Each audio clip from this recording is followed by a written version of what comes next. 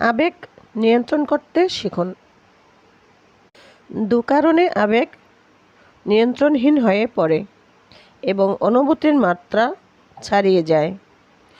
মানুষ যখন অত্যন্ত আনন্দিত হয় বা কঠিন কোনো মুসিবতে পতিত হয়, রাসূল কারীম সাল্লাল্লাহু আলাইহি সাল্লাম বলেছেন, আমাকে অহংকার সূচক ও বোকামি প্রসূত দুটি আওয়াজ থেকে নিষেধ করা হয়েছে।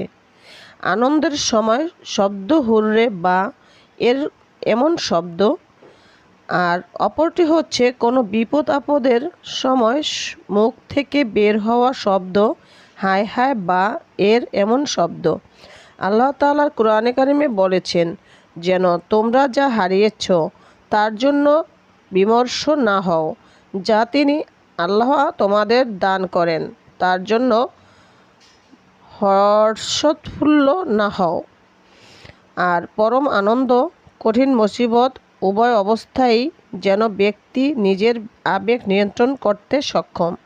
সে দৃঢ়তা, অবিচলতা, অভীষ্ট লক্ষ্যে পৌঁছা সহ সুখ, শান্তি ও নিজের উপর বিজয়ী হওয়ার স্বাদ অর্জন করতে পারে।